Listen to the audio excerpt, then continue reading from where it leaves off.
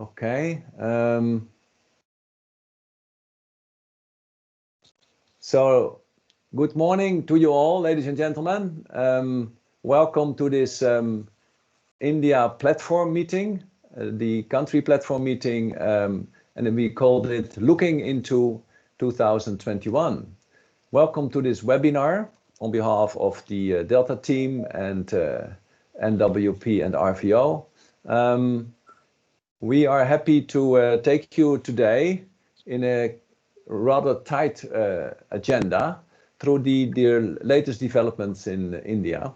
And before I'll show you the agenda and give you some more instructions. So my name is Paul van Koppen. I'll be your moderator, and as a moderator, I will ask you all to mute your microphones. You'll get some more instructions later.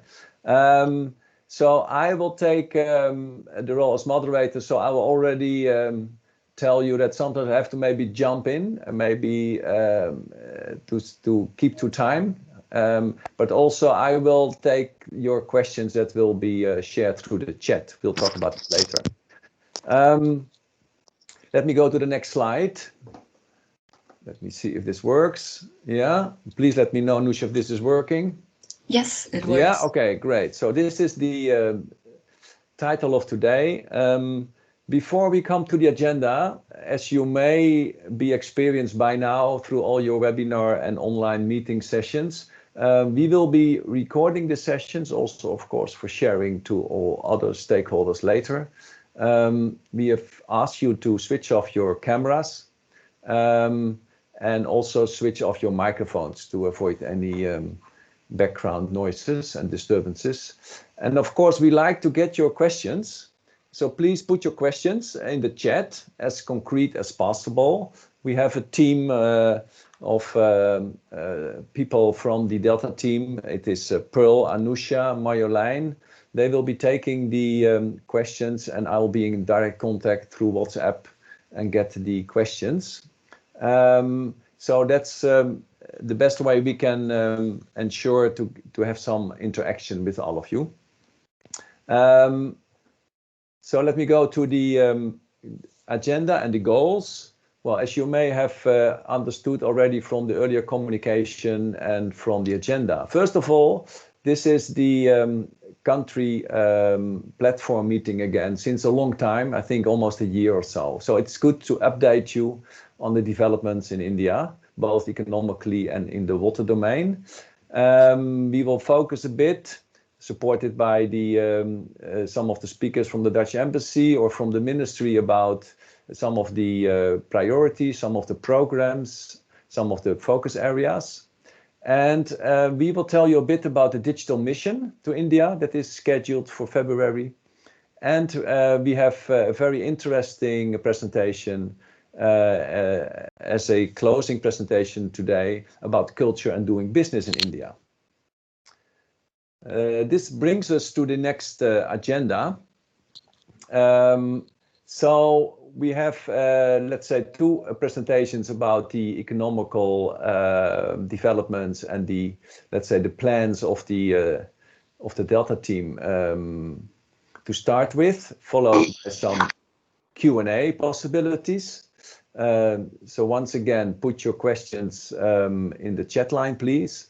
Then we have a very short kind of icebreaker, I call it. And then we will talk about the digital mission to India and the culture of doing business in India. And we try to close, the ambition is to close at about 9:45 Dutch time. So let's continue directly with the first two speakers, actually. So first we'll have a look at the recent developments in India, and we have two speakers from the Dutch embassy in New Delhi. We have Joost and Maya. Joost, I understood, please switch on your microphone in the meantime. You will start with the presentation, and I understood that Maya, with support of some slides, will take over from you. Joost, are you there? Yeah, I'm here. Okay, great. We can hear you. Yeah. Thanks for joining us. Okay. Yeah. May I invite you to tell us about the recent developments in India, please? Yeah, it's fine, Paul. Thank you so much. Do I have to switch on my camera Yeah, or not? maybe it's nice to switch on your camera so people can be seeing you when they have the speaker view. Yeah. Alrighty. Maybe I have to adjust a little bit that you can see me. Can you see Yeah, me well on the camera yeah, now? Yeah. yeah. Okay, Paul. Thank you so much. Yeah, I didn't have prepared a slideshow or whatsoever. It's only for a couple of minutes, so let me go through the latest developments and with a small view on how it all started in March. So before the COVID crisis, the economy of India was already slowing down, and we had only a gross figure of 3.5%, which is for such a large country and a subcontinent of 1.4 billion people, not too much. You know, you should already be actually in the order of 7 to 8% just to have the graduates from school and universities to enable them to get a job. So it was already not doing very well. Then the COVID crisis kicked in, and the health crisis became a huge economic crisis. And as far as we can see now, we will have a GDP contraction this year of at least 10%. There's a lot of discussion in the media on how much it is. There are sources that say 6, sources say 7, 8, 9. Everything passes by. But I think, you know, based on indicators we have also from the World Bank, that we should embrace ourselves for at least a 10% contraction of the economy.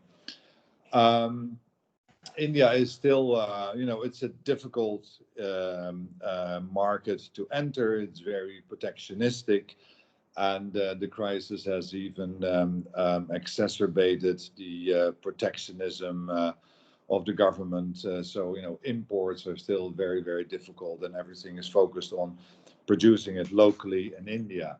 So we see imports are not up to the level as before. Exports the same. We see a bit of a recovery of the almost 50% contraction in the second quarter of this year. But so far, the tendency is to be self-reliant. The Prime Minister said yesterday, you know, this crisis has shown us how important it is to be self-reliant. And if you translate self-reliance into protectionism, I think it's probably not a very good sign for the coming years. We expect India to need at least 3-4 years to come back to pre-COVID levels regarding economic growth. But on the other hand, you know, Dutch businesses are doing well. And I mean, if you have enough perseverance and patience and good partners, you will succeed on the market.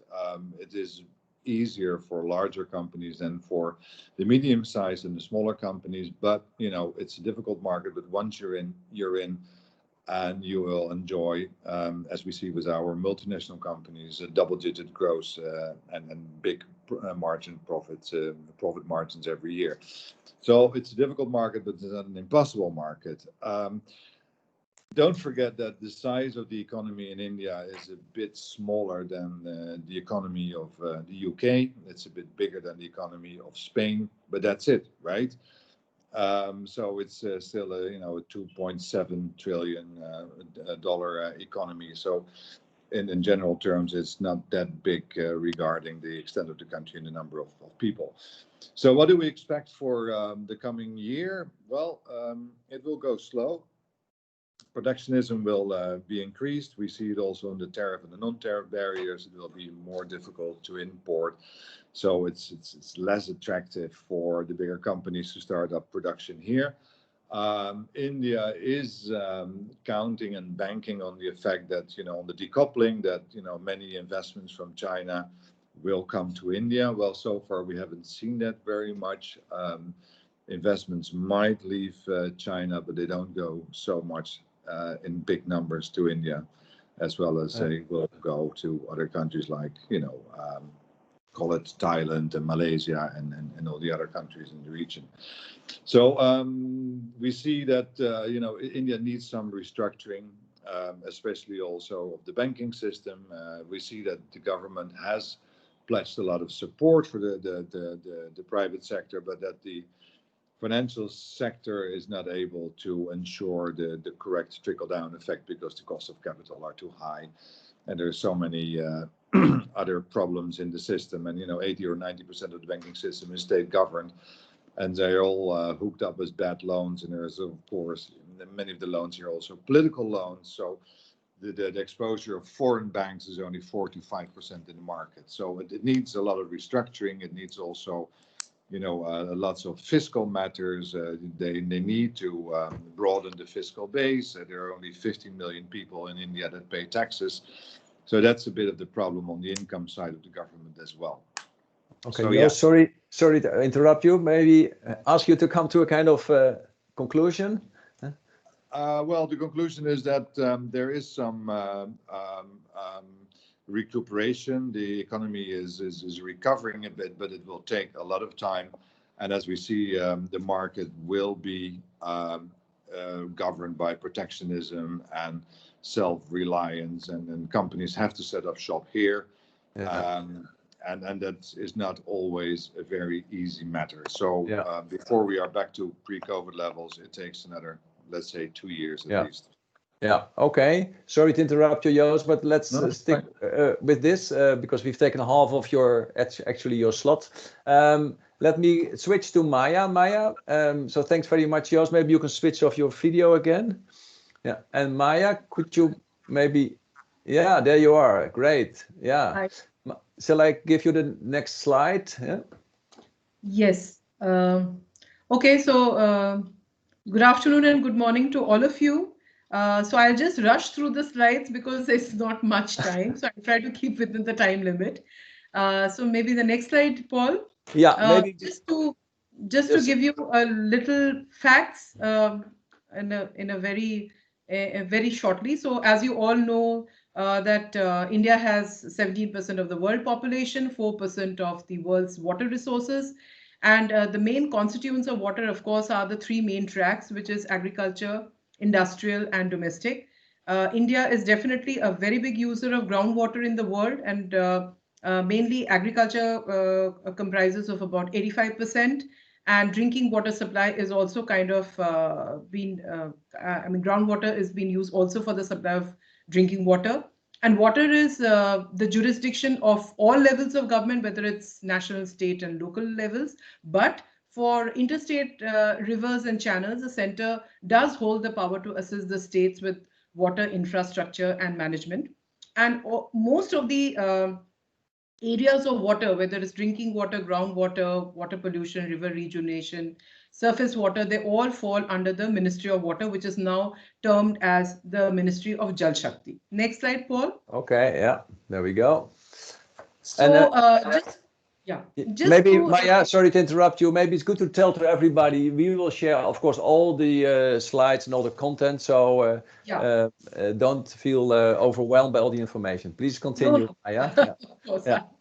Yeah. So just to give you a little bit of an idea about what are the challenges, it's all there on the slide. But as you all know that India is facing a big challenge in terms of clean drinking water, sanitation, wastewater management, and pollution of the various rivers and the water bodies. And of course, there's an increasing demand for waste and water waste treatment because of growing urbanization and industrialization. And definitely, as you all know about climate change, it is really affecting the environment in a big way. And therefore, we have lots of floods and droughts. So this time also in India in 2020 and 2019, we had, I think, 9 to 10 states were under the read of floods. Then, of course, we have this problem of aged pipelines, water infrastructure. There is lack of proper operation and maintenance of STPs and ETPs. And there is a big problem of water in terms of pricing. So water pricing is quite a big challenge. And there is quite a lot of contamination of the groundwater and the water bodies. And there is a lot of area which is under the water guzzling crops like rice, wheat, and sugarcane. Next slide, Paul. Yeah. So despite all these challenges, we do see a lot of positive effects also in India, which is that there are a lot of, we can see a lot of better technologies now. India is pretty well equipped with that. We do see a lot of innovative solutions to address the problems which have been designed. There is a lot of availability of well-trained human resources. And of course, mobile phone penetration has helped in reaching out to communities even in small pockets. And the new water policy 2020, that's at the draft stage right now, but it has been built on the various versions which have come out earlier, and it will be definitely focusing on all the previous versions. It will be addressing all those concerns, including and the main focus, of course, will be on climate change and water security measures. The next slide, Paul. So if we talk about the Indo-Dutch Water Cooperation, of course, Netherlands has played a very important role because technology, innovation and governance have been the key to Indo-Dutch Water Cooperation. The Government of India and Government of Netherlands have signed an MOU for partnering in many water projects. And recently in this year, we have also finalized the joint working group. There are so many companies which have been pretty active in India, and there are so many companies who are also joining that group, which is a very good news for us. Dutch technologies have been really used in a lot of areas like wastewater treatment and more crop per drop, increasing the productivity of the crops, decreasing the water consumption, and also addressing the water pollution. And the cleaning of the river Ganges, it is one of the key priorities of both the Prime Ministers, Prime Minister Modi as well as Prime Minister Mark Rutte. And in fact, the royal visit, which was there in 2019, so water was also one of the tracks which was taken up during the royal visit. Next slide, Paul. So just to give you a highlight of some of the Indo-Dutch programs we have, for example, we are really working a lot with National Mission for Clean Ganga, and which is called the Ganga Rejuvenation Program. So we are working on the leather cluster, we are working on sugarcane, we are working on cotton projects, we are working on some research programs like Barapula Drain, Pavitra Ganga. These are some of the research projects where a lot of research institutes and companies are engaged. We are also doing good work in terms of Waste to Wealth, which is a new program which we have initiated. This is in the state of Uttar Pradesh, which is called the Hindon Project. There is this big program which has been started by Henk Koving, who is a water envoy, and it's called the Water as Leverage for Resident Cities, Chennai. We are also engaged in Kerala in terms of flood management program. And there is another program which we are doing under the Swachh Bharat mission, which is called the Financial Inclusion, which improves sanitation and health, which is the organization called Waste from the Netherlands, and their counterpart in India, which is called Finish. They have accomplished 1 million toilet constructions in India. So it's a big achievement, and now we are going for the phase 2 of the program. Of course, these are some of the few programs, but there are many others which we are very proud of. The next slide, please, Paul. Yeah. I just like to highlight on some of the key government initiatives from the Indian government side. So they are really looking at, these 5 major aspects, which is water conservation, rainwater harvesting, reuse of water, recharging of structures, watershed development, and intensive afforestation. There is also a lot of emphasis on optimizing the efficiency of the existing irrigation systems, increasing the storage capacity, promoting water positive technologies in agriculture and industry. As I mentioned to you, that the new water policy is being drafted, which is of course going to look at all these aspects. It is also going to take into consideration the artificial intelligence and other technologies to check the cropping patterns, the soil mixtures, use of grey water in agriculture. This is something which is really coming up in a big way, so that the dependence on groundwater can be reduced.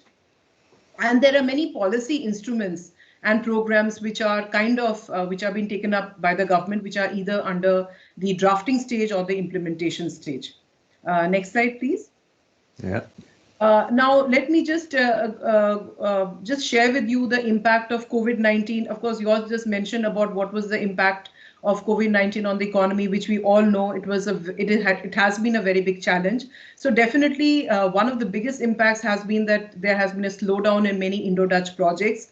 But I think we have become technically and technologically very strong because of COVID. That's a positive thing. So there has been an increase in a lot of webinars, virtual missions. We have been holding a lot of virtual events, and that if in fact through these webinars and events, we have been able to increase our interactions with the central government, with state governments, with various other countries also, which is again a very positive development. We have been able to mobilize our whole network, and we are working as a team to do lots of programs. And in fact, one of the positive outcomes has been that we have been able to launch during this period 3 agro water pilot concepts, which we under the climate smart farming, there was a digital mission which happened. We have also been able to virtually launch another big program of leather, which is a very big program which we have done in the eastern part of India. The joint working group, which I had just mentioned, that was held in October. That's something which we are going to work on further with the ministry.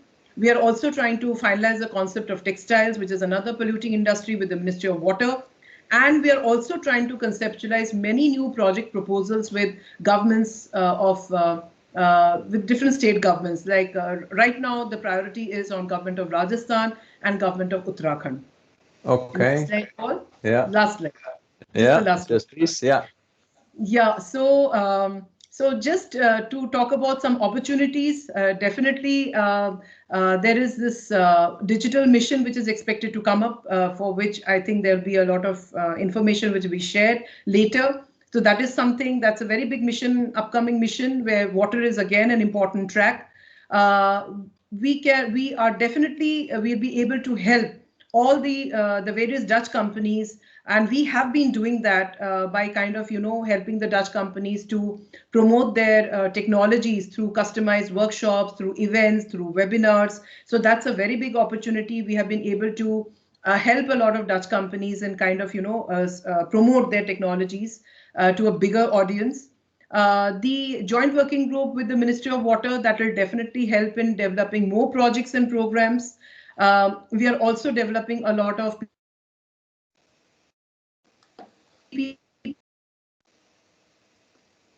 state governments, and the last entry of Dutch companies in the Indian water sector. So if the Dutch companies, they're really on the upcoming projects in different states. So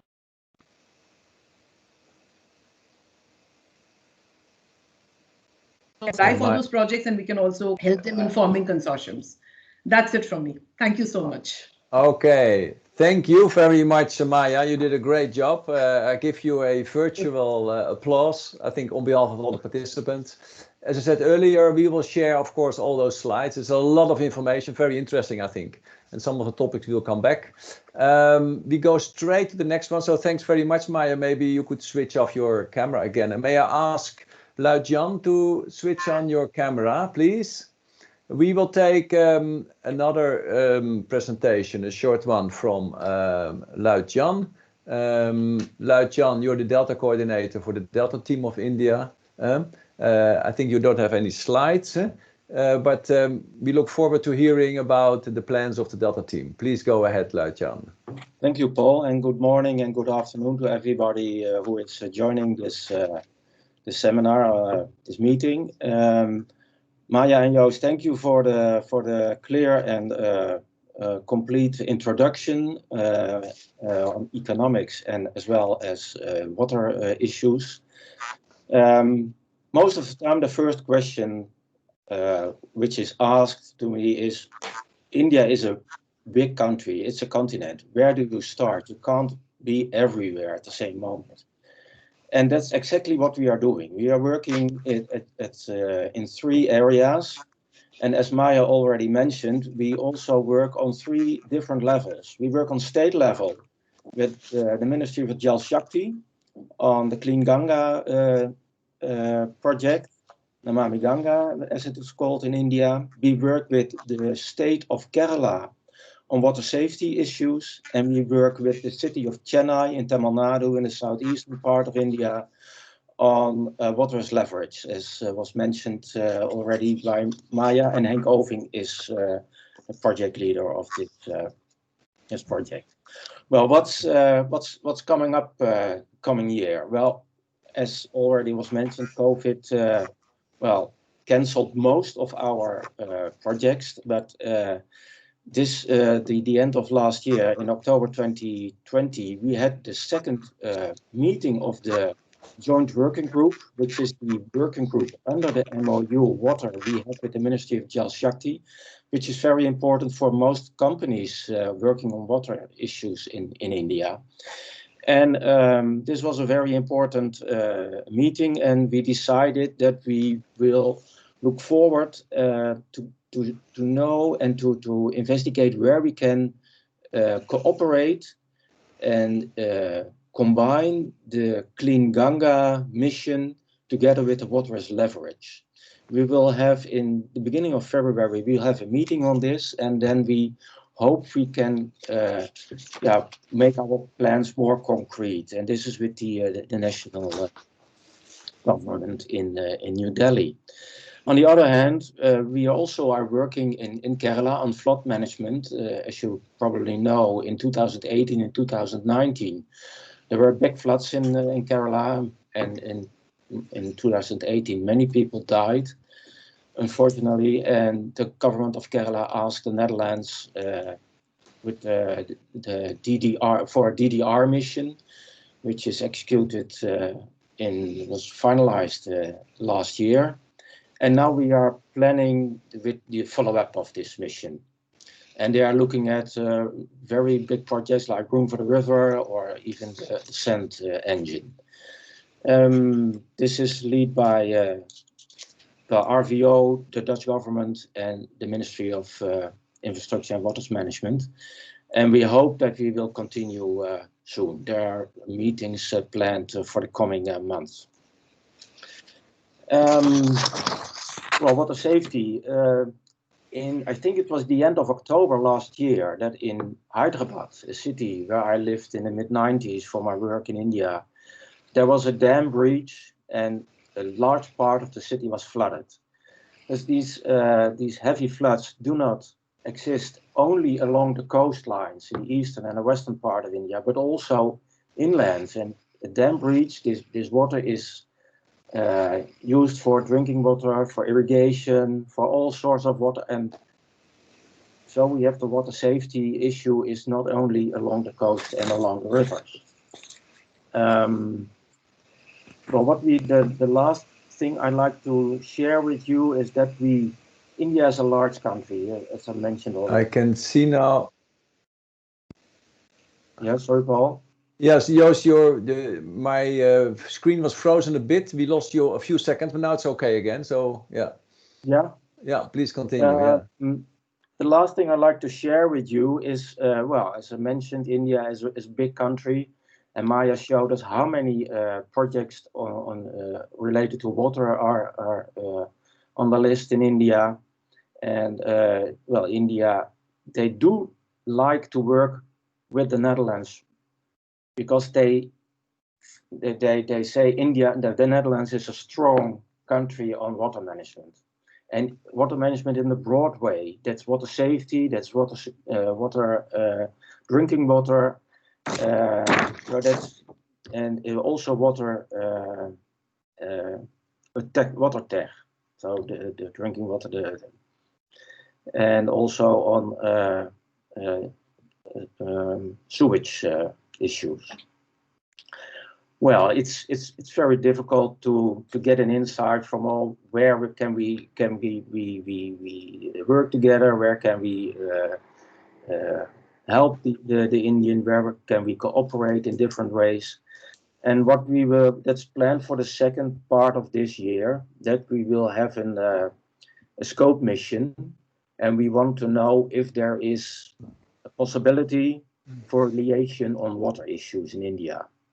I don't know what, so we will first, the steps are, do we need somebody? Is there, that the Indian, our partners in India also like to have a liaison water? And if so, on which issues and where is this person to be based? So that is the second half of India. And well, we also hope the Barapula drain is continuing. That's on sewage water. And well, we try to continue. We have very often meetings, unfortunately, like this, but there is a lot of contact with the Indian counterparts, ondanks the COVID. Despite the COVID, yeah. Despite the COVID, thank you. Yeah. Yeah. But that's for the moment. We hope we can shortly go to India, but well, the cooperation is very good. Yeah. I worked in India in 2015 and 16 as well, and now what is this? Sorry. Yeah. I'm still there. Yeah, you're still there. Please continue. Yeah. I lost everything. But okay, I will. We can still hear you. Especially after the mission Rutte in 2018 and our King in 2019, the cooperation has been is very, very good at the moment. Okay. Well, these are nice words.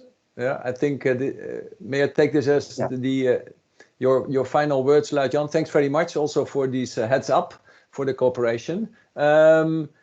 Before we go to the second part, so Luid-Jan, thank you very much for your additional views from the Delta team. There was one question, maybe you've seen it in the chat line. May I ask Maya to switch on your microphone and maybe explain, and I have to ask you maybe briefly, about the question from Robert van der Heuvel. In which states do the water pilot concepts take place? Maya, are you there? There was a chat line saying that she could not hear us. But maybe we can answer this question later then, Anusha. Or maybe in the chat line it can be answered later. Yes, okay. Then I would propose we continue. The Q&A actually, we are running a bit behind schedule, but that was also one of the few questions actually that was put in the chat line. So I take the liberty to continue with our program. This is the icebreaker. I had intended to do a kind of icebreaker exercise, but given the time and given teams in which we cannot have all the screens all together, I skipped this one. I owe it to you later. Let us go to the second half of this platform meeting. May I ask Agnes, Wies, Heine, maybe to prepare? I'm not sure who's going to present or talk first. Is it Agnes? Good day, Paul. Yes, I will start the presentation for us. Yeah, okay. So please, I have the slides here for you. So just let me know if you want to go to the next one. You're going to update us on the digital mission to India. Yeah? Yeah. So Agnes, welcome. So please go ahead. The floor is yours. Thank you. And you can start the presentation. Yeah. Yeah, thank you. And you can go to the next slide already. Yeah, good day to everyone, and good to have you all here. Good to see that it's such a big group. Of course, I hope you will all enter the digital trade mission that we're organizing to India. Maybe short introduction. My name is Agnes Koppelman, and I work at the International Enterprise Department of the Ministry of Foreign Affairs, where I work on trade promotion for India, but also Pakistan, Sri Lanka, and Bangladesh. Together with Wies van Leeuw, our business development coach at RVO, at the Netherlands Enterprise Agency, and Heine Lageveen, who's the Deputy Consul General in Bangalore, we will update you on the digital trade mission. I will share a bit about the background of that mission. Heine will inform you a bit more about the water track, and then Wies will close with a call to action. Yeah, background of this digital mission. The first point I've written down is COVID-19, business as unusual. For those who weren't aware, a pandemic hit the world last year, almost a year ago actually already. The travel and meeting restrictions that followed forced us to adjust our trade promotion work in order to continue to support Dutch businesses and to enable them for a sustainable recovery out of the crisis. which led us to frame it as business as unusual. Business continues, but it's not the same. Part of that response that we've had from a government perspective has been to focus our trade promotion activities more than perhaps you're familiar with. So we looked at trade missions, conferences and fairs and events. Together with embassies, the RVO and private partners such as VNO, NTW and MKB Nederland, we developed a sharp programming basically for the period of September 2020 to May 2021, in which we focused on the markets that were confirmed to be in the highest demand for Dutch businesses during the crisis and have the best opportunities for our companies. This meant an increased focus on our nearby markets, such as Belgium, that was added to the list, and Poland, but also some markets further away. And India remains one of them. It remains one of our strategic markets where we see a lot of opportunities. So part of that more focused programming that we've developed is India, and this virtual multi-sectoral trade mission should be seen as part of that. It's also business as unusual as the travel restrictions have forced us to find new ways to inform about business opportunities and to connect people internationally. It's not really possible to step on a plane with 200 people like we did in October 2019. And our embassies were actually quite quick to adapt to that new way and to find new ways of sharing that knowledge, for example, through webinars. We also started organizing digital trade missions.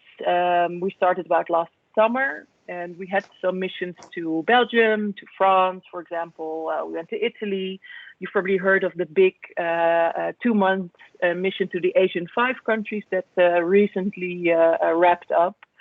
And that process has been learning by doing. So it was new for us. I think it was new for a lot of our companies, Dutch companies, but also for the markets that we visited online. Of course, online missions do not replace offline missions completely. It's not the same experience, but it's the best way we have at the moment to inform you about the developments in a market, to help you find new business partners, and to reconnect with existing contacts that you may have in a country. So that's one part of the story. The other part of the story is, of course, a follow-up of the trade mission that we've organized in October 2019, where we visited India with our royal couple. And before that, the mission with Prime Minister Rutte in 2018. I think that was May. So we continue to build on that. We really try to come with a multi-annual programming for you to enter the Indian market. This mission will focus on 3 sectors: water, food, and renewable energy. Renewable energy has been added to that mix. That hasn't been a topic before. But we've done a really good market report together with RVO and the trade network in India that was commissioned last year that came up with good opportunities in different subsectors. So the mission will have a plenary kickoff webinar together with Minister Kaag and also the president of the Confederation of Netherlands Industry and Employers, Ingrid Thijssen. She will be there. And for all the 3 sectors, we have developed tracks that include several interactive webinars. Apart from some more plenary sessions about financing and doing business in India, we also offer matchmaking, on the one hand free and also professional. Wies will tell a bit more about that later. So to dive a bit deeper into the water check, I'd like to give the floor to Heine, and Paul, you can go to the next slide for that. Yeah, okay. Thank you very much, Agnes. This is the next slide. Welcome to Heine. Heine, are you there? Yes, may I invite, thank you, Paul. Sorry, Heine, before giving you the floor, Agnes, and also maybe Luit-Jan and Joost, I assume you still have your cameras on, or if so, please switch them off so we can have full attention for Heine. Heine, the floor is yours. Please go ahead. Yes, thank you, Paul. Well, like Agnes already mentioned, my name is Heine Lareveen. I'm the Deputy Consul General of the Netherlands here in Bangalore, in the south of India. and I'm part of the organization committee that is organizing the water track. Like Maya already mentioned, there are a lot of water-related challenges in India, so also an abundance of topics we could choose from for this water mission. But after some discussion, after some debate, we decided to focus on 3 topics, and those are flood management, lake restoration and river rejuvenation, and water resilience, which is a little bit more of a broader topic. Each topic will be the subject of 1 session during the trade mission. So during the trade mission, there are 3 sessions on Tuesday, Wednesday, and Thursday. And of course, the general kickoff on Monday. Each session is about 1.5 hours. So we are not forcing you to spend hours behind your computer screen just to look at our mission. So then something about the content of the sessions. For each session, we invited 1 or 2 Indian speakers that will pretty much set the scene. So that will introduce the challenge and also touch upon what is already happening and what kind of solutions are already proposed from the Indian side. Next to that, we also have 1 or 2 Dutch organizations that are already present in India, and that will basically present a case study, inform us how they are operating in India. But of course, it's a trade mission, so we would also like to provide a platform for you, for the participants, to interact with Indian stakeholders. So on the last day of the mission, on Friday, we are organizing a dedicated matchmaking session. So where you will be interacting with 3 or 4 interesting stakeholders for you. And that will be organized by our partner here in India, which is APEC. APEC is an organization which has organized quite a lot of sessions, water sessions before, over the last couple of years. So they have a broad network within the water sector in India. And well, we are using that to reach out to also a broad Indian audience. That's it. That is it, pretty much in a nutshell. If you have any questions, please post them in the chat, and I will try to answer them during this session. And otherwise, you can always send me or Anusha of NWP an email. She's also in the organizing committee, and then we will try to answer that over email. Thank you very much. Okay, thank you very much, Heine. Also for you, a digital applause. Very insightful, I think. And you've already switched off your camera. Thanks very much. Let's go to the next slides. Yeah. Yes, and there's Wies already. Wies, welcome. Please, the floor is yours. Thank you, Paul. And good morning, everyone. My name is Wies van Leeuwen. I'm working at RVO, the Netherlands Enterprise Agency, as a business development coach for India. In short, that means that I work together with the Dutch embassies, the consulates, the MBSOs, but also with sector organizations in the Netherlands in order to identify opportunities on the Indian markets and present and promote them to companies in the Netherlands. And one way we do this, of course, is by the organization of missions, trade missions, and now also in a digital way. In the coming minutes, I will just tell you a bit more about how you can come into action, how to register for the mission, and what you can then expect from the mission as well. As you can see on this slide, this is a copy of the website of RVO. The link is also in this presentation, and that will also be shared with you afterwards. But on the website of RVO, you can subscribe to the mission. It's currently open. And on the mission itself, you can see that there are different tabs, also for the water track, where you can find a bit more information about the water track, about the opportunities and challenges that will be addressed. On the website itself, you can also find more information on the details of the mission. Registration is possible until the day before the trade mission, so until the 7th of February.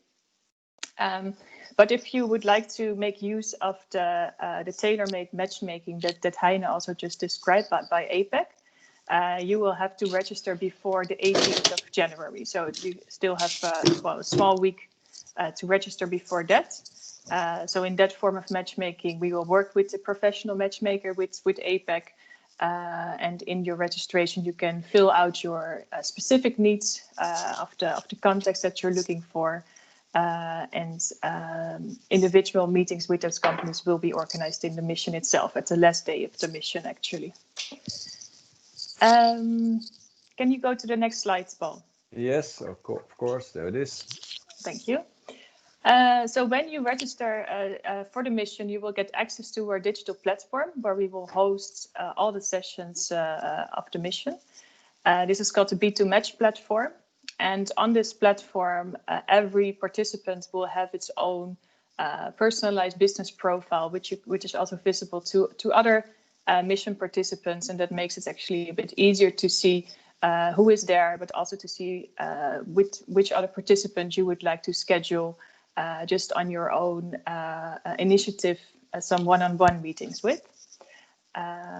As Heine also just mentioned, in the morning there will be sessions focusing on the water track, so we will really have the content of the mission, but after that there is still time to schedule just on your own initiative some meetings with the other participants from the Netherlands or from India to get in contact with each other. Another function that is on the platform is a digital marketplace. On this marketplace, every participant can promote the products or the services that the company offers, or you can describe projects or opportunities for collaboration that you currently see, which can also help you to see what would be interesting for you. So in sum, this platform is really meant to guide you through the mission. You will have your own personalized agenda. You can schedule your own meetings with other participants, and every session will be hosted from it.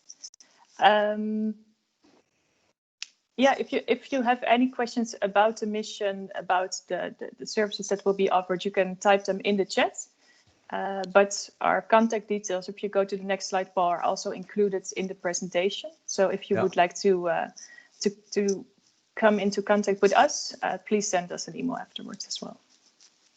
Okay, that's it, Wies. Yeah. Yeah. Thank you. Okay. Thanks very much. Thanks very much for this this information about the mission. I assume that now with the online version of a mission, I think there's no limit to the number of participants. If you have any questions about the information just shared with you, I think that's the first question coming. So put it in the chat line, please. We have some time now for questions. I'll read out the first one. So the first one is from Kees. It's saying about what is the role, the benefit of Minister Kaag, especially in this type of online mission, given the experience we have with physical missions. So maybe someone of you can take a lead, Agnes or Heine or Wies. And also maybe there's a question about the website. Can you share the website? Maybe someone of you could put it in the chat line for registration in the chat, where to find the website. Maybe may I ask Agnes or one of the others about the question of Kees, about the role of Minister Kaag. How would you see this in this kind of online type of mission? Who's willing? I'll take that, Paul. Yes, please. I think it's actually a great question, Kees, because it's something that we've been struggling with from the ministry as well. Is what kind of role can we give the minister? How can it be useful, not just for Indian participants, but particularly also for Dutch participants? So what does the presence of the minister add to this digital mission? What we've noticed that in countries such as India, it helps to elevate the status of this mission, of such an online mission, to include a minister or another high-level figure. So I think that's the reason that we've tried to involve her. She has a small role in the first plenary opening. And what is also part of that opening, but I cannot confirm yet, is we're trying also, of course, to get the Indian side from the government perspective to join in on that plenary session. So to really make a high-level opening, to grant the mission the status that we normally also have when we have an offline mission. So I hope that answers your question. Yeah. Okay. Thanks very much, Agnes. Maybe another additional question from my side, just for my interest. I know the Dutch have been doing these online missions before, but is it something already the kind of, let's say, regular from the viewpoint of other countries and other missions coming to India? Agnes, could you say something about it? Are they used to that kind of interaction already? I'm not entirely sure. What I've seen is that there's been a few digital conferences. I remember the tech summit that we've organized with India in 2019. Last year, it was organized with Portugal online. So we do see online conferences. We see a lot of webinar activity. And I think what's nice to note is that on this B2Match platform, we've already had a lot of Indian registrations. So we have already many more Indian registrations than Dutch companies that have registered. Okay. Yeah. So expect to get a lot of matches there. So we do think that the Indian people and the Indian sort of market is susceptible to an online mission. Yeah. Okay, it's good to hear, and I think I may take all your presentations and your information as a plea for registration until the 18th. I think you mentioned it. So there's still room for additional participants. In the meantime, I can tell you that Maya had problems, I think, in connecting again. I don't know if Maya is already there again. There was one question to Maya. Maya, are you there? Yes, I'm there. Yeah, there was one question about, let me get the question, about the states where the, let me see, where is it? No, I can't hear you. I'm Maya. sorry, I can't hear you, Paul. Okay, now the Maya, maybe I can refer you then to the chat line. It's too bad. Prachi. Yeah. No, I can't hear. Yeah, then I think we have to continue. In the meantime, I can see that Heine put already in the chat line the website for your registration to the digital mission. And there was another kind of remark or question actually from Rasul Mikkelsen. Strong and well-connected local partners are crucial for doing business in India. How the Dutch Embassy, RVO or NWP can help and support small, medium-sized enterprise to identify with local partners. I think it's also a question and a remark. Is anyone of the former speakers willing to address this very, I think, broad question? What is possible for smaller and medium-sized enterprises to get support? Heine, please go ahead. Yes, Paul, I can take it up. Yeah. Well, yeah, it's a general question. I try to answer it as good as possible. Yeah. You know, as a consulate general, but also as our embassy and our consulate general in Mumbai, we are here also to facilitate Dutch companies, to assist you with learning about the market, so providing market information, but also to indeed introduce you to local parties. Now, if you really want to dive in deep, and if you would like to you know, get a warm introduction to a certain party or to a couple of parties, then through RVO there is the business partner scan. You can sign up for this, and then the whole India network, so Delhi, Mumbai, Bangalore, and our 2 trade offices in Gujarat and in Telangana will try to find suitable partners for you. That cost a little bit of money. I do not know the exact amount. But we can also do it on a smaller scale. If you just reach out to us, then we put less effort into it, but we will still come up with suitable partners.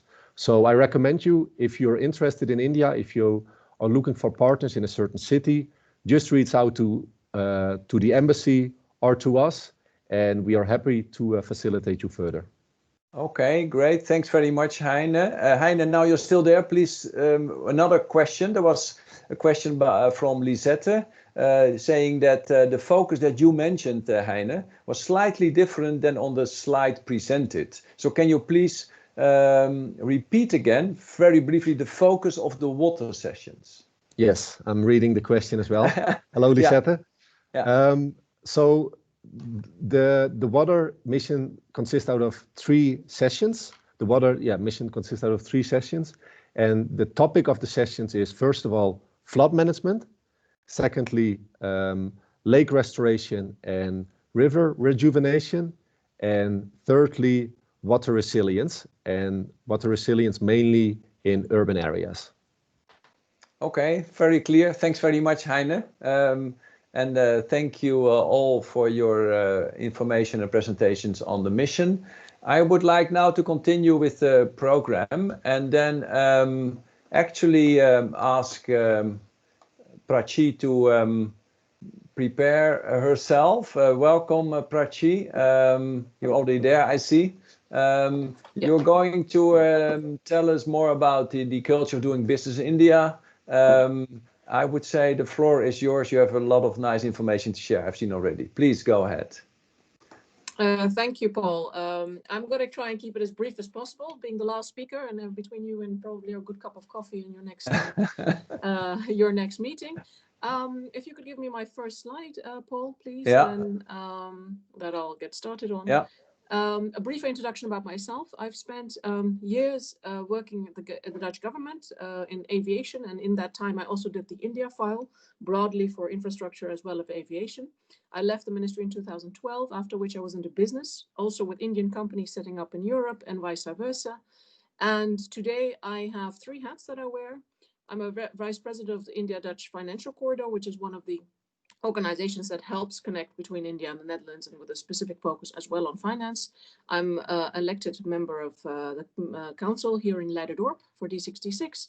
And I have run my own company, which is Rich to Grow Coach and Consult. Amongst other things, I do consultancy and coaching of business coaching and personal coaching on cultural matters as well. So that's for a way of an introduction. If you could give me my next slide. Yes. Today I'm going to briefly touch on 4 topics. I'll do some faster than others. The presentation will be presented to you, so I'm not going to stop at every point for the sake of time. On this slide, for the fun of it, I've put 3 or 4 things, where the swastika, which is something that we see often, and certain Dutch people always wonder, well, we have an association with the Second World War here with that. This is what the original reason for the symbol was. Unfortunately, Hitler corrupted it into something else, a symbol of peace, luck, and well-being. You'll find it in many parts of the country. Namaste, which many of you must have encountered by now, basically means I bow before the divine in you, or the spirit in you, and me salutes the spirit in you. So that's kind of the meaning of that statement. So that's a nice way. And today in COVID times, I would say it's getting used a lot in this part of the world. So crossovers work in a very interesting way. And Amartya Sen, a well-known economist of India, often says, and I think many Indians will agree with him, whatever you can rightly say about India, the opposite is also true. And from what I understand, many of you have been in India or are from the subcontinent, and I hope I can't imagine you can't confirm that ASAP. If you'll take my next slide, please. Yeah. Networking in COVID times. Yeah, the next one as well, please. So COVID, we call it here, we tend to talk it as Corona. In India, you'll find most people speaking of COVID-19. The latest numbers, if you see in India, there are about 10.5 million cases and about 10.1 million recovered, and 150,000 plus minus that are currently counted as have passed away. We hear, if you look at a question I would have to all of you, and maybe you can answer in the chat, but you could just take a moment for yourselves. In these Corona times, how many of you who are already doing business or are trying to do business in India have been regularly in touch with your clients, your friends, your employees, not only obviously on a professional basis, but also on a personal basis? Because that's a part of relationship building. And I would be wondering if you've taken the time, despite the distance, despite the limitation of not being able to visit. How many of you have attended webinars on water? Now, the speakers before us, especially Maya and others, mentioned how much effort is being put into this, but these are the Dutch ones. But you have to realize that we are not the only country that has taken on this mission, and there's a lot of happening, even on the water sector, done by, let's say, other countries like Israel or France or other countries who are interested in water. One I would give you as a tip is the UNESCO ones. UNESCO has done a series on water and water management. And the last one they did is on blue financing in December, and gives quite a good overview of what's going on in the water sector in India, and an interesting discussion of high-level speakers. You can replay it and watch it. The new way today, actually, in a way, things have shifted here, we know, but shifted us in India as well.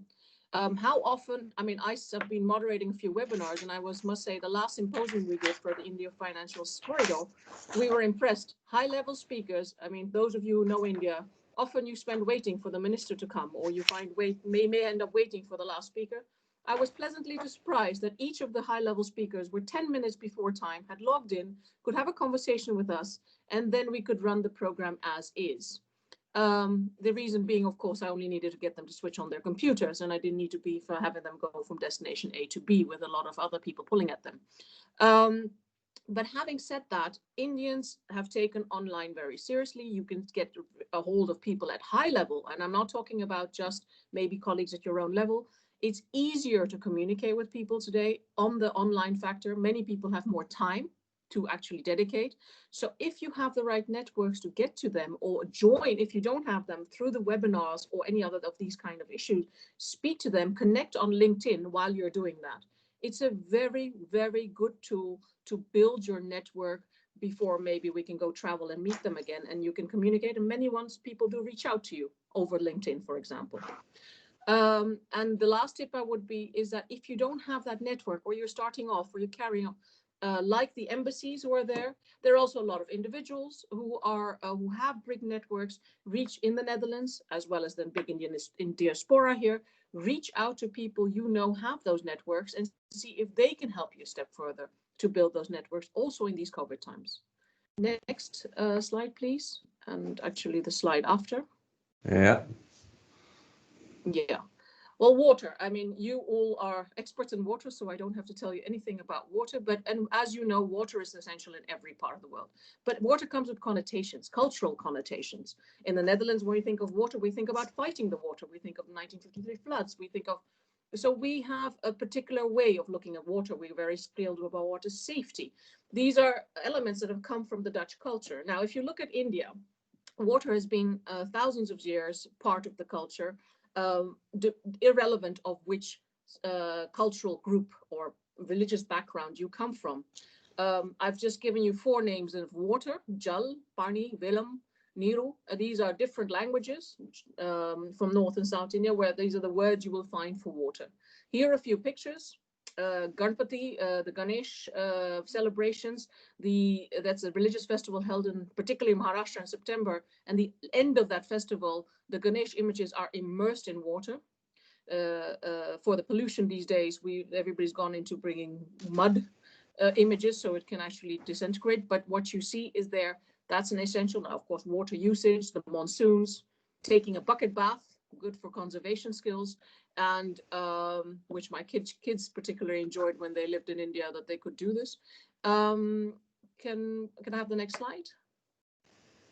Yeah, so if you look at water, it is essential. So you can imagine that India without water would be a disaster, because most Indians couldn't even do their daily practices, because religious practices require water from the womb. If you look at all those things that you're supposed to do when you're a pregnant woman, down to the day you die, the last thing being your ashes being immersed, and often in water. At the funeral, if you're Hindu, if you're Buddhist, you will see it at the prayer calls. The Muslims wash every time, 5 times a day before they can do their prayer call. The Sikhs immerse themselves in water. The Christians baptize. The Jains need it for their pujas. So all in all, water is something that's prevalent in the culture and brings out many connotations when you speak to people of water. Next. Thank you. If you look at now, then if we're talking about water, India's water need is large. So I'm not going to go through this whole slide given the time, but if you take a look, you'll see that India's water requirement by 2050 is about 1,447 billion cubic meters. And if you look at the other slide, you're seeing that, well, fresh water resource in India is about 4,000 billion cubic meters. So, I mean, and then you have all split of what's available. So as you can see, water stress is a major thing, which most of you in the field already know. The other slide gives an idea of what the population and composition is of the country. So you can take a look at that in your own time. Next, please.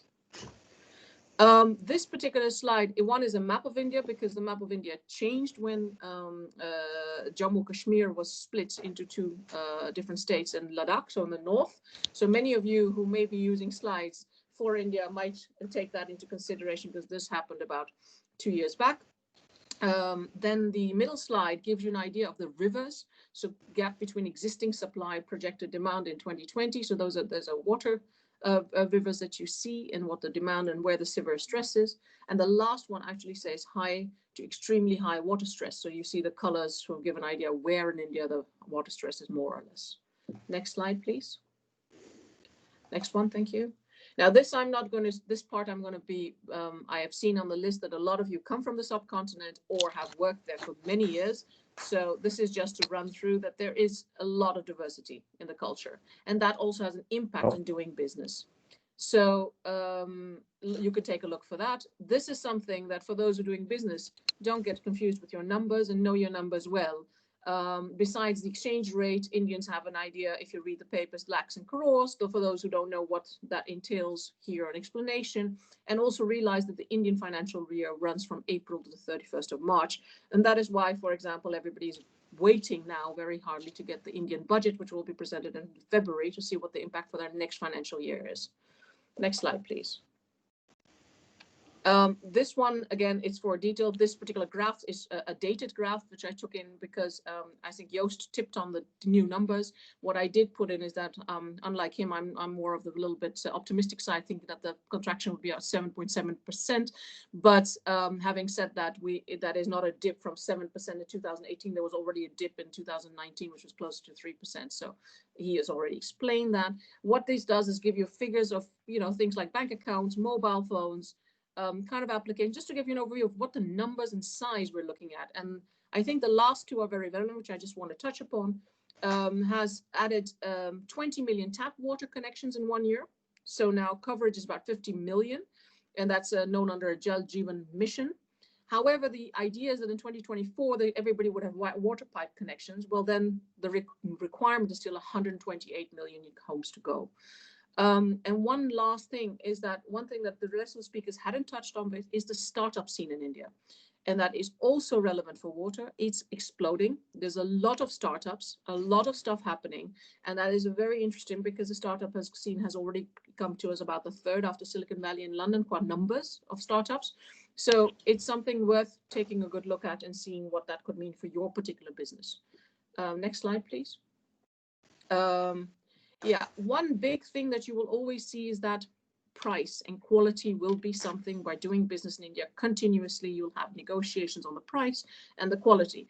Things are changing. People are looking at quality as much as price these days in certain areas, but Indians are price sensitive. There is no doubt about it. You'll find it in everything. And I'm sure you will have noticed that for those who've done business. You will also see there's in your water scene, there are certain countries that have done a lot on water in the recent past and are continuing to do so. I've given you here the example of Israel, which is what you might consider competition in some ways. They have tendered a lot of tech companies. This is a stat from 1712, so this is from December, what they're looking at to do. The French companies, the big ones are there, and they seem to be making headway as well. So do take a look at how they interact and how they do their business, and they have been quite successful in it, because a lot of have chosen also to make in India, which is making their products cheaper where there are tech companies, or they've come in with big companies and actually done projects with their companies together as a cluster, which is something we do in the Netherlands as well, but their size has been slightly bigger. Then I've given a few stats about, what does a tanker of water cost for those who get water shortages. This is being a big issue in urban areas. A small picture to give you an idea what that entails. And water pricing is just not up to scratch in India. But one of the reasons being that it's very difficult in political climate to actually get a real cost because of elections. I was supposed to maybe a premium on democracy here, which you might take into account. There is a lot of leakages, power cuts, water shortages, and monsoon dependencies. So when you're looking to design things in water, now your image is frozen. Can you see me now? Yeah, now it's back again, Prachi. Yeah. So size and market, size of the market and scalability. So realize that when you're looking at products that you can manage the size and scalability and have a plan for it. Next slide, please. Can you give me the next? Yeah, and the next one after that. Thank you. Yeah. Now, we've spoken about culture. One of the things you'll see is I want you to take the left, look at the most left, more the yellow line on the first graph, and actually the rightmost line, also the yellow line on the other one. I couldn't find one, unfortunately, that has India and the Netherlands, so I've improvised a bit. And what you will see is that in many ways, they're on the other ends of the spectrum. Low for high context, if you look at communicating, Netherlands high context, low context, India high context now. And if you look through that graph, hierarchical and consensual, in many ways the cultures are quite different, and that too leads to culture gaps, and it also leads to finding a way how to bridge those gaps. And these cultural disconnects come naturally, but also this is the classic situation, but you have to realize both the Dutch travel and the Indians travel, so many have found a way in between, but not everybody perceives that solution is the same. So next slide, please. So again, Pax did a nice speech at the last mission in 2019 for the King and Queen, and here this is their case study and what they learned, and I took them as a case study because of course they're in the water sector themselves, and you're unlikely to be cost competitive by importing into India, for example, was one of their tips. JVs are complicated, so get Indians to manage your own local business was the other tip they gave. Setting up world-class facilities in India. Manage your sub-suppliers, because world-class facilities make a difference because of the competition of so many other countries. If you have a world-class product, it's very often seen as recognition, and it's easier to do business with that. Manage your sub-suppliers, which at every step of the way, we Dutch tend to be the more overall way of looking at it, but in India, it is every step micromanagement, let's say. The hierarchy within an organization, if you've got your staff there, you have to really work on getting rid of it if you want to have it a little bit like here. Indians are incredibly competitive individuals, so that's important also in salary placings. Customers are excellent negotiators, so that's something you sort of need to really look at, your negotiating skills, I would say. Hire potential, grow your team, and defend them from poachers. This training is a very essential part of the people you hire there, and make a full commitment to India. And I think that goes to Joost's point that India is a difficult market to just enter and exit very fast, but it requires some little bit long term, and often it takes 1 to 3 years to really establish that. But once you're established, then the growth potential has been very big, and that you see over the board. Next slide, please. So what does it essentially come down to? It comes down to trust. And that's true of all cultures and all places. So what you'll see is Indians are very good in their own societies between politics and power play. I think every Indian on the street knows even how to do that. So it's important to be informed the way of life, how it works there, how hierarchies work, how caste systems work, to get a feel on how to navigate them. And where you don't get the information, take the time to develop it, it'll yield a lot of results as you go. Indians are also very good at numbers, especially at the level, at corporate level you'll be dealing with. So maybe learn a bit of Vedic maths. It's the counting system that they use. It's a fast way of head mathematics, which I think in the Netherlands we do a little less since we got calculators. How direct are you? Indians can also be very direct amongst themselves, but there's a way of cushioning your feedback that helps keep the communication lines working. I mentioned the negotiation skills before, differences between Indians from abroad and Indians living in India. Now, in the past, there was a big gap. That gap is closing, but you have to realize Indians coming from abroad who have developed, let's say, more an international or a foreign mindset will have to also adjust. So often companies think, well, if I take an Indian and I send him back to India, that will be an easier thing. Yes, that can, but it will also depend on the individual and how good they are in accommodating them in a local setting. So often it's easier to get an Indian in locally. How good are you at accepting help, local help? It makes a difference. Background, family, schooling matters. So due diligence, I would say. of people you work with, urban versus rural context, because there's a very difference in mentality in how they approach things, what they're aware of, what they've learned, their skill sets. And yeah, well, when they say all men are equal, all women are equal, but some are more equal than others. And this is what I meant to say in this is that if you have a relationship, it has to be an equal one, right? So, but an equal on both sides. If we'll go there and say, well, we only want to bring our knowledge and we know better, that doesn't sit well. It's important to be receptive on both sides, interested in their culture and background, but also to take things away from there, because there is lots of developing there, and a lot of knowledge has been developed also in the water sector. Next slide, please. So to summarize it all up, what am I saying? Yeah, to prosper, you need patience. I think most of the speakers mentioned that earlier. Respect, open mind and be curious, sensitive, perseverance, because it is a country that requires perseverance, empathy, and the willingness to relationship building. And relationship building is something that's not a short-term thing. I mean, we in the Netherlands often have an efficient look on relations. Okay, we're going to work together. Today I know you, and maybe tomorrow I just got a LinkedIn account. In India, it's intertwined with families and family friends. I have people that I used to work with at the ministry, and I'm looking at 10, 15 years ago, who have today are still I'm in touch with and still are friends, but still are a very relevant part of my network. So it's building toujours, as the French might say. And one thing that helps is having a learner's mindset. What can you learn from India to take back home or to another jurisdiction? Last slide, please. Well, thank you. If there's any questions, I've put my email and a number in there. You're welcome to reach out to me. This was the great visits that we had with the state visits, and which have brought us very far in the last years. Thank you. Wow, a big hand to Prachi. Prachi, thanks very much. I think a lot of valuable and interesting information about doing business, but also about the cultural aspects that are important for doing business. As you said, this will be shared with everybody. I think it's worthwhile looking at in more detail. Thanks very much. We had planned to have 1 or 2 more questions, although we are running over time, but I don't see any questions yet in the chat line. But there's one coming in here. So what is, Prachi, if I may take again your attention, please, what is the best way, your tip to deal with the hierarchy? And the question is, stamp it out or not? It depends on where you, what kind of hierarchy you're looking at. If you're looking at within your own company, and well, you have Dutch companies who have actually succeeded in stamping it out and make most Indians not necessarily are crazy about the hierarchy. And so there are always action. It helps to communicate between, let's say, the Dutch team and the Indian team. But completely stamping it out will not be possible. So it's also a question of how you manage it. So you can't pretend it's not there. But it is interesting, and it's set by example. The more and it starts at the top.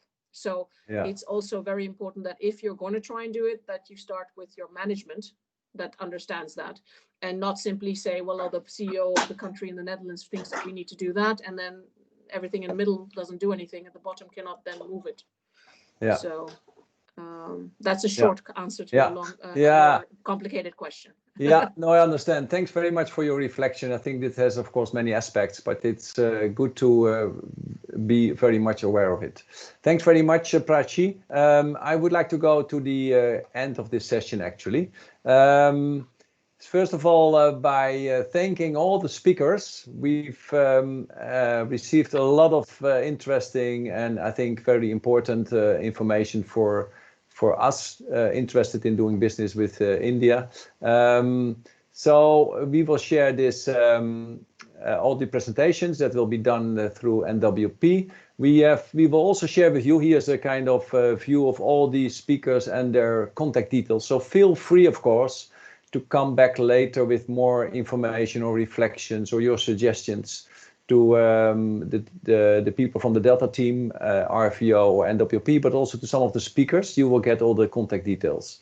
And last but not least, I think you will receive all a survey, and you're really requested to fill in this survey, so it will help the Delta team, you know, to take your feedback and to improve better in serving you as interested stakeholders and partners for India.